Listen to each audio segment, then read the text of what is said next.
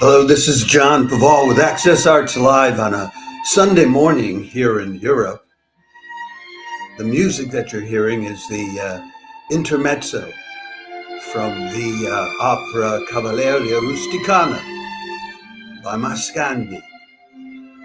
And if you ask me, it is the loveliest piece of music ever composed.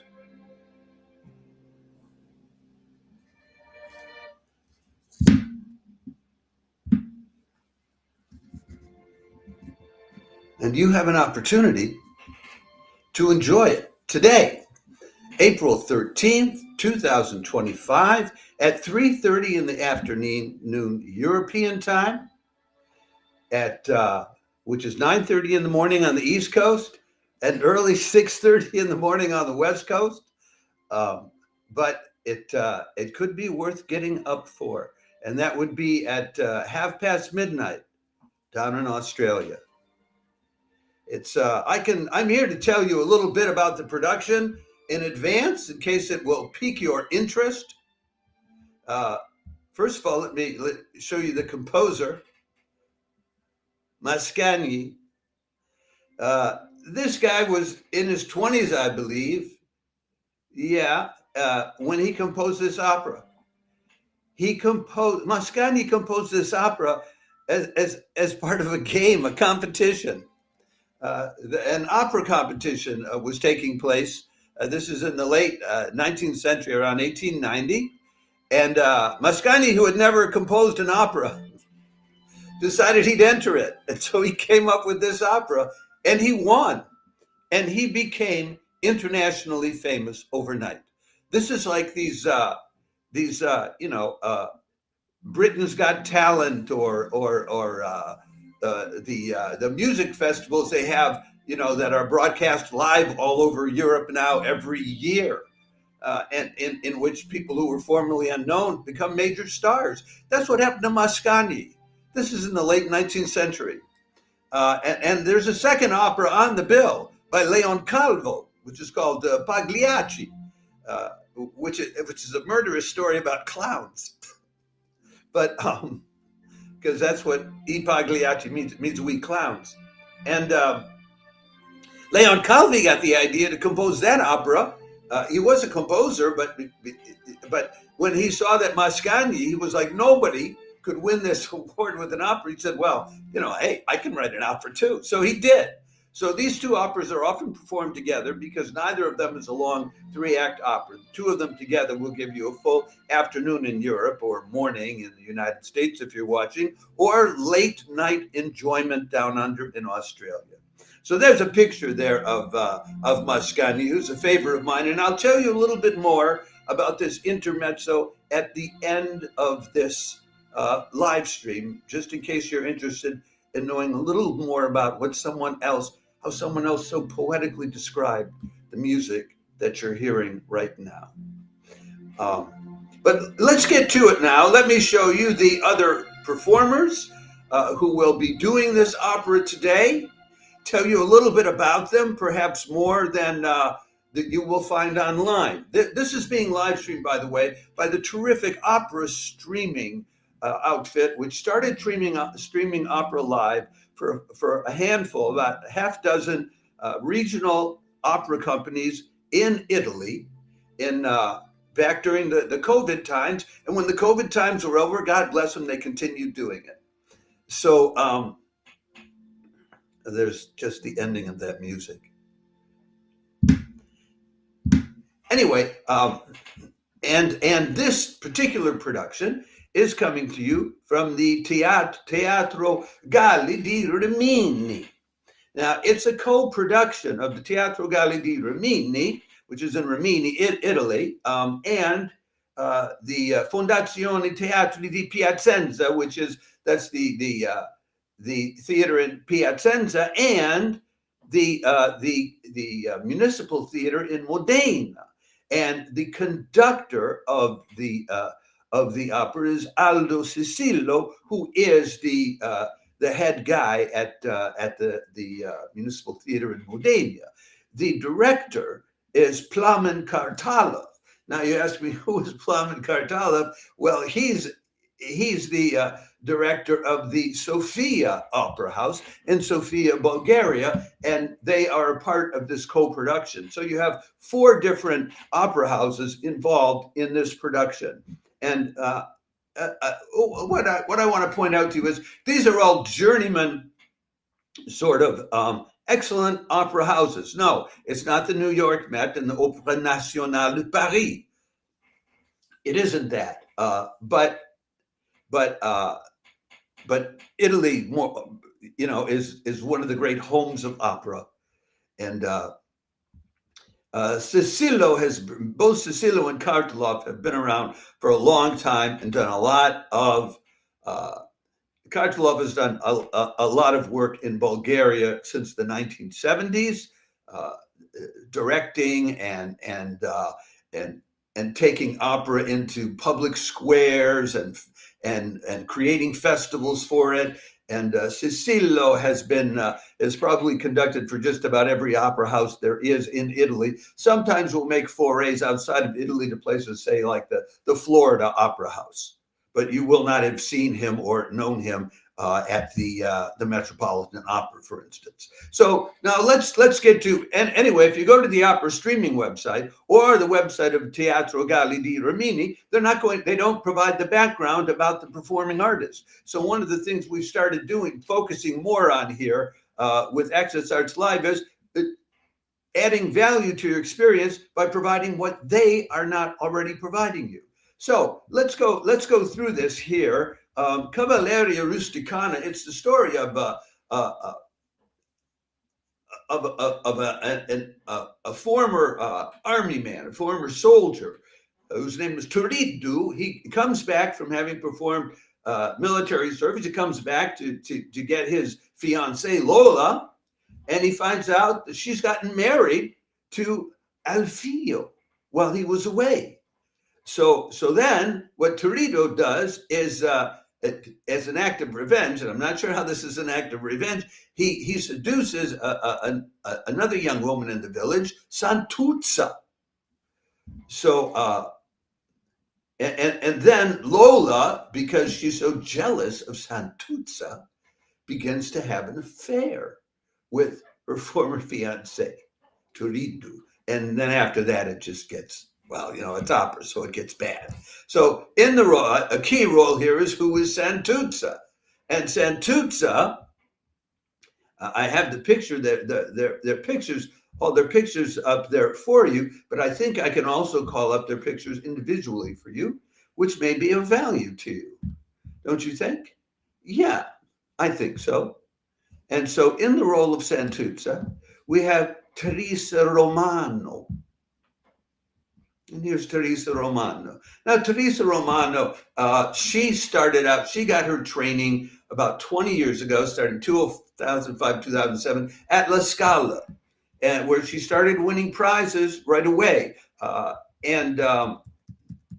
She's performed at La Scala. She's performed at the Fenice in Venice, the Opera in Marseille, in Parma, Cagliari, Verona, Rome, in Torino. So most of her work has been over the last 20 years in Italy. That she was trained at the top Italian opera house and has sung there. She was also, one of her claims to fame is she was the only Italian finalist at the BBC Cardiff Singer of the World competition in 2013. Although I'm not sure why that's in her bio, but it is. She started out as a soprano, but then transitioned into a mezzo back in around 2019, singing Amneris and Aida, which she sang with the Prague State Opera in 2022. And she made her debut in Japan in the role of Santuzza at the Tokyo Metropolitan Theater in 2023. So she has experience in the role and 20 years experience as an opera singer. Next up is, who's playing the role of Alfio? And that is Fabian Veloz, who is an Argentine baritone who came up through the ranks at the Teatro Colón, which does a fair amount of live streaming too. If you follow our channel, you will know from time to time we tell you about live streams of both opera and ballet. God bless him, because there's not a lot of ballet being live streamed. And he's been around. He made his debut at the Teatro Colón in 2009, and he has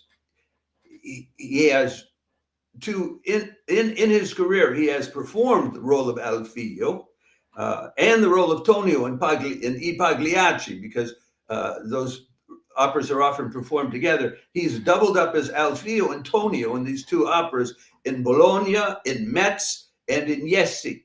So he's experienced in that role. That's why I show you a picture of him performing the role at Metz in France.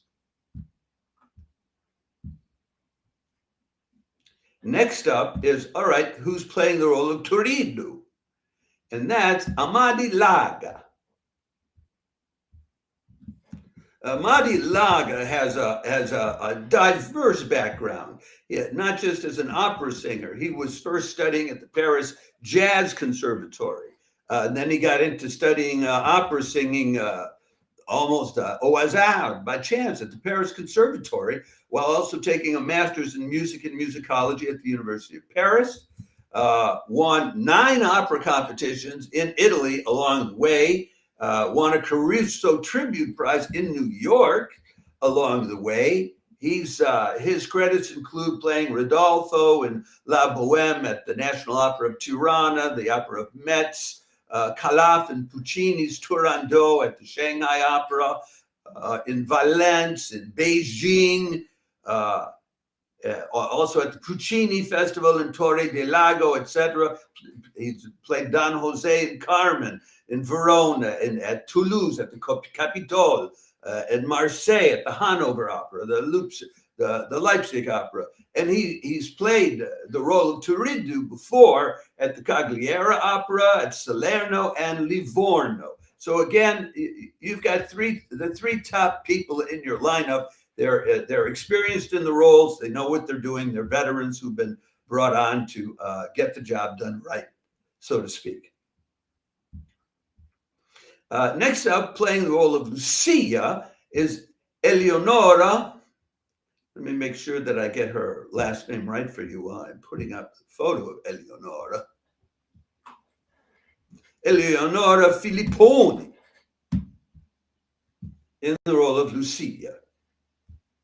Eleonora Filippone, she's born in 1992, so she's about 30, young, on her way out. She just started studying opera singing about 8 years ago in 2016 at the Superior Institute of Musical Studies Monteverdi in Cremona. Again, this, as I've mentioned to you, these are Italians on the rise in their careers. How far up they will rise, we don't know. But these are not singers that are regularly at the New York Met or the Chicago Lyric or San Francisco, etc. She has been playing a lot of diverse roles very early on. Maddalena and Rigoletto, Dorabella and Così fan tutti, Isabella in the Italian and Algiers, Flora and Traviata, etc. Taking part in summer music festivals and opera festivals. And she got additional training in 2019 at the National Opera and Ballet Theater in Sofia, which could explain how she ended up in this production, because your director is from Sofia. What else can I tell you? She's got a very long biography, but it's not going to tell you. Most recently, she sang the role of Kate Pinkerton in Madame Butterfly. Yeah, I think that more or less sums up what I can tell you on her account. And then there's one more of the singers in this who is playing the role of Lola, which is an important role, and that's Francesca Cucuzza. There's Francesca Cucuzza.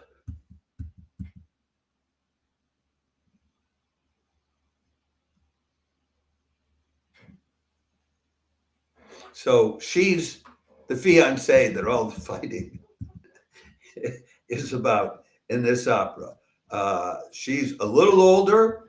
No, she's not. She's born in Palermo in 1995. Another Italian, studied in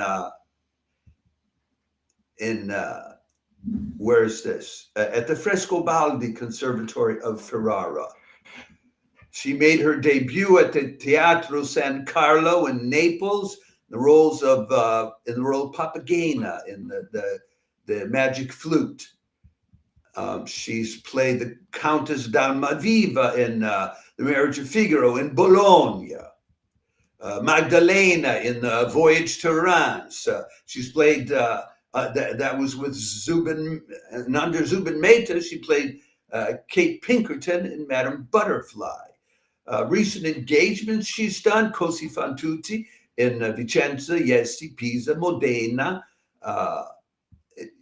That's, again, she's a journeyman singer in the Italian network of all these teatro this, teatro that, in places like Rimini and Parma and Turin and Rome. So part of the boiling Italian opera scene, in that country where truck drivers in Italy, they sing opera all the time. When I was a very young man, I learned this personally because I was hitchhiking across Europe. This is back in the 70s. I got picked up by an Italian truck driver. And he's singing opera to me as we're trying to, I said, my God, this is really true. I don't make this stuff up. Okay, now in the second half, they'll be doing I Pagliacci by Leon Calvo. Now, there's really only three main characters you need to know in I Pagliacci. It's the story of actors, and there's a play within a play. And the head actor of a Commedia dell'arte troupe, his name is Canillo. And out of jealousy, he ends up murdering his wife, Nedda, and her lover, Silvio, on stage during the performance. But involved in the middle of all of this is all kind of manipulative things being done by Tonio, who is another actor in the troupe, who is, because in this play, everybody is in love with Nedda. So who is Nedda in this performance? I got to pull up her picture for you. It's Daniela Schillaci. So this is the woman everybody's in love with and who gets murdered.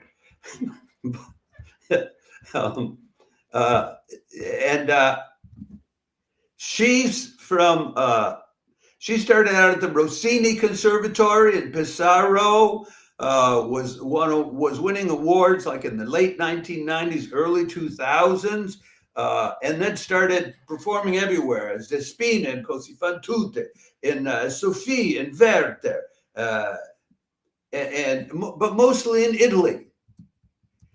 She has expanded a little more. She has played I Pagliacci at three interesting places, in Krasnoyarsk, in Catania, and in Shanghai. And meanwhile, playing other roles like Violetta La Traviata, Norma in Norma, Donna Elvira in Don Giovanni, etc. She did Donna Elvira at the directed by Franco Zeffirelli at the Arena in Verona. She's also taken part in some of these, from time to time, we tell you about live streams from the Mariinsky Theater in St. Petersburg, where they do these galas, where different singers come in and sing, and maybe they'll bring some ballet dancers, and, it's break out the champagne. That is Daniela Schillaci, so she likes to have fun and be dramatic about it. Now, the other two actors in the main roles are actors who are already doubled up from their performances in Cavalleria Rusticana, so I really don't need to go into them for you again. That is,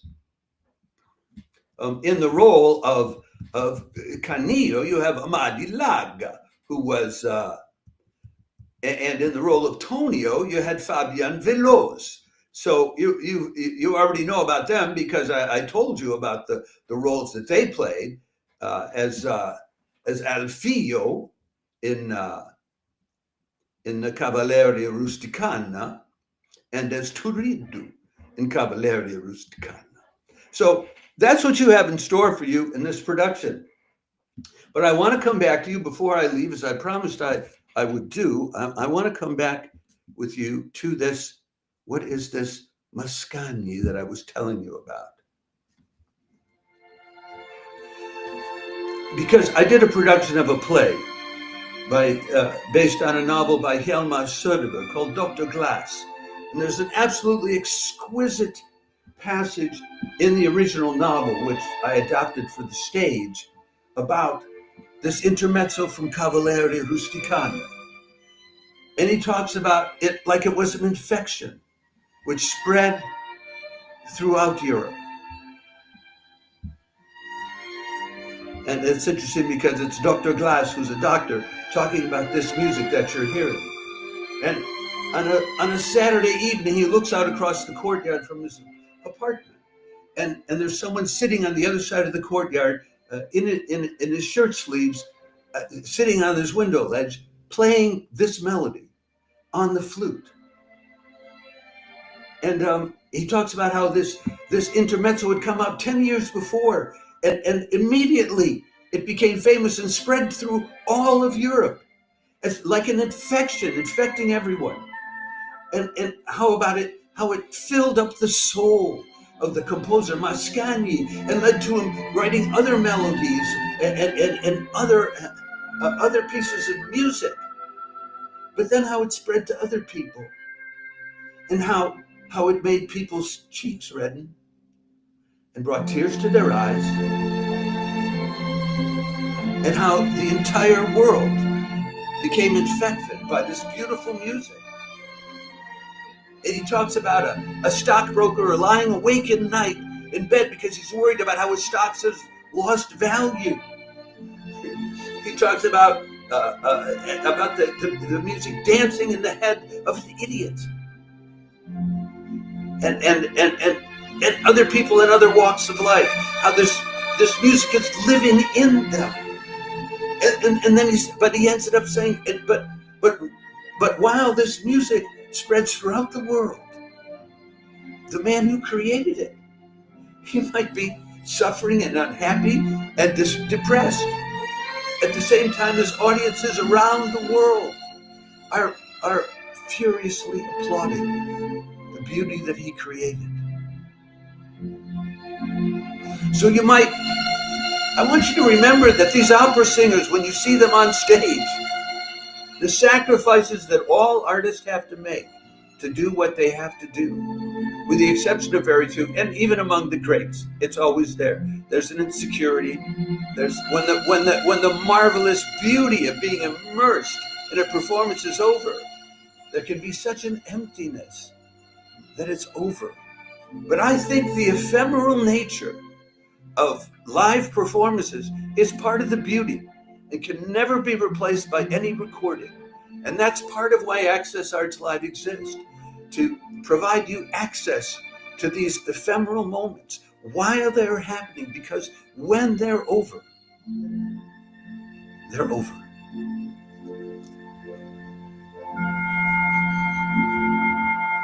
Enjoy the opera if you're fortunate enough to tune into it and have the time and means to enjoy that live stream.